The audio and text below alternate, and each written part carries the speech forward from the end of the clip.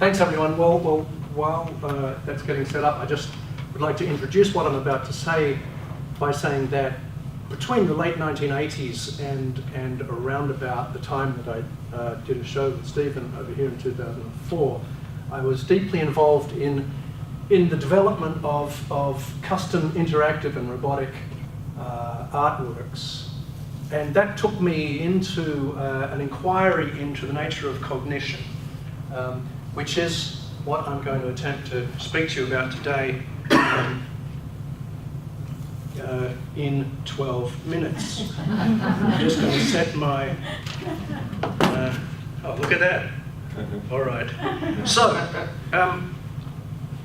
enactive performative perspectives on cognition in the arts, or an exercise in speed philosophy, embodied cognition in 12 minutes. So, what I'm going to talk about is cognition, mind, and selfhood. It's the result of a long consideration of the intelligences of the arts, arising out of a reflexive consideration of practice.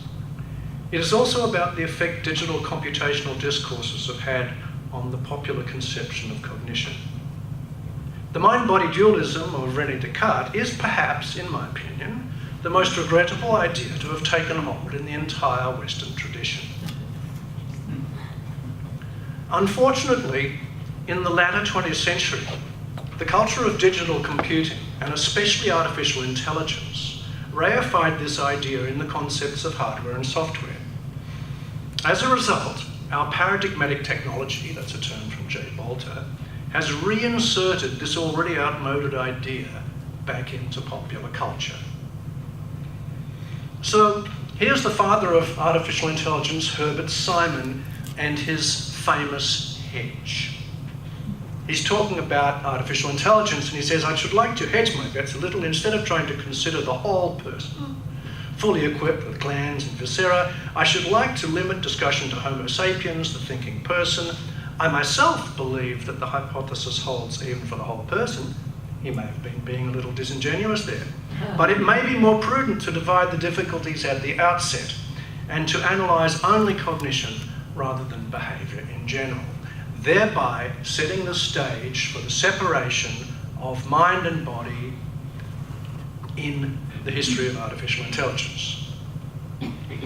Now, his position became strong, but it was not a consistently strong tradition. We have Aldous Huxley saying back in 1954, in a world where education is predominantly verbal, highly educated people find it all but impossible to pay serious attention to anything but words and notions. And while Descartes insisted that mind was made of different stuff from body, computationalist discourse persuades us that thinking is the manipulation of symbols, mental representations, via logical processes like algorithms, that the brain is a computer which trades in immaterial information. I think this is mostly bollocks. Now, J.J. Gibson, who was a psychologist who thought a lot about perception and was completely outside of the cognitivist world of AI theory, said things like this. Why must we seek explanation in either body or mind? It is a false dichotomy. So this is where I come in as a practicing artist. My experience as a practitioner is that I find it impossible to separate practice from intelligence. And I think any of us who engage in intelligent practice feel the same challenge, that this philosophical construction of the mind-body dualism just isn't explanatory. And I, for one, have completely given up on it and rejected it. Now, another input into this are the biologically derived theories of cognition. Umberto Maturana and Francisco Varela developed a theory of cognition they called autopoiesis. And one of the famous things that they said was, living systems are cognitive systems, and living as a process is a process of cognition. This statement is valid for all organisms, with or without a nervous system. So the autopoietic biological position on cognition is not human exceptionalist, whereas, of course, the Cartesian position absolutely is. Only humans have consciousness, only humans have cognition, only humans have reason. The biological theorists would have a rather opposite kind of a position, which I must say has also been supported by Daniel Dennett recently in his new book, From Bacteria to Bark, which I would recommend to any of you. Now, Gilbert Ryle, a philosopher in the Anglo-American tradition, was also aware of the problematics of the mind-body dualism and said as much. When I do something intelligently, I'm doing one thing and not two. My performance has a special procedure or manner, not special antecedents. So even in the Anglo-American tradition, there was dissension about the separation of mind and body. But from an internalist computationalist perspective, paradoxically, the real things in the world have secondary status with respect to mental representations. Now, Edwin Hutchins was a radical cognitive scientist who developed the theory of distributed cognition along with his colleague David Kirsch, both of them based in San Diego. And he's done quite a lot of work on the utilisation of tools in cognitive tasks. And he says about the cognitivist or computationalist perspective, from the perspective of a formal representation of the task, the means by which the tools are manipulated by the body appear as mere implementation details. And this term, implementation details, is rather like the term peripheral in computer language. It implies that it's not the main thing. It's something you can plug in and unplug on the outside. Now, Hutchins goes on. Interactions between the body and cultural artifacts constitute an important form of thinking. Interaction with material artifacts constitutes thinking. Right? This is radically anti-Cartesian. These interactions are not taken as indications of invisible mental processes. Rather, they're taken as thinking processes themselves. So Hutchins, in distributed cognition, is saying when we do stuff with tools and materials, that is thinking, and you cannot separate the thinking from the manipulation, from the action in the world.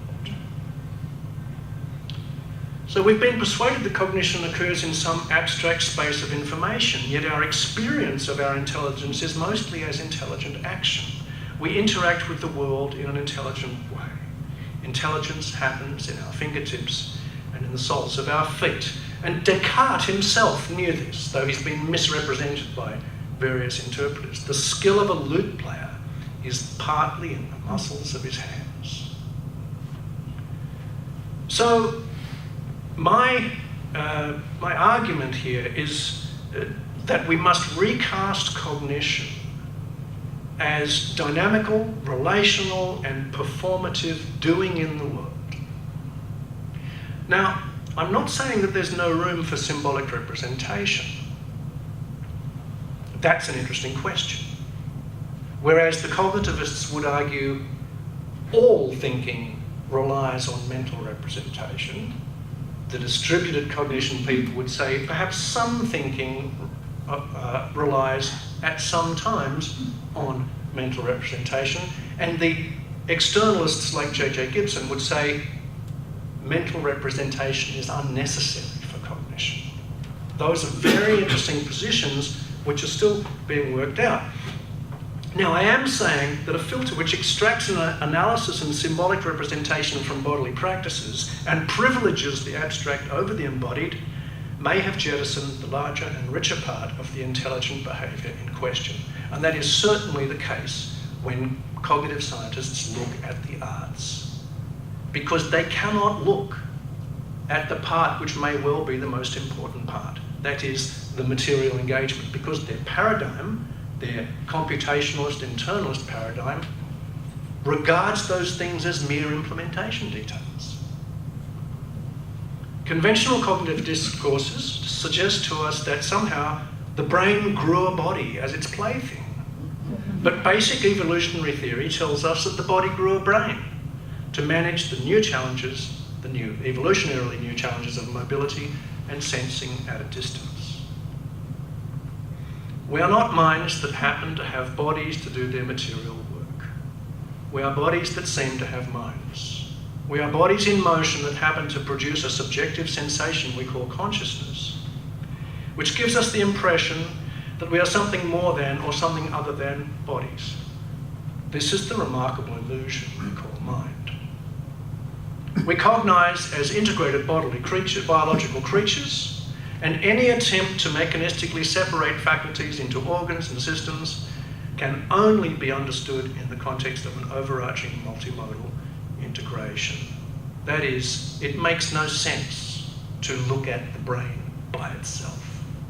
It makes no sense. Intelligence, thinking, cognition are situated and embodied. We think in engagement with the world. Active engagement with the world constitutes thinking. Skill is intelligence. Skill is the traditional, non-scientific descriptor for the capabilities which permit epistemic action, that's a term of art, and distributed cognition. Abstract cerebration, the mental manipulation of symbols, is a special case, and even then such thinking leverages and would be impossible without a history of embodiment. Mind and consciousness are epiphenomena of embodied being and have no existence outside embodied being. Thank you.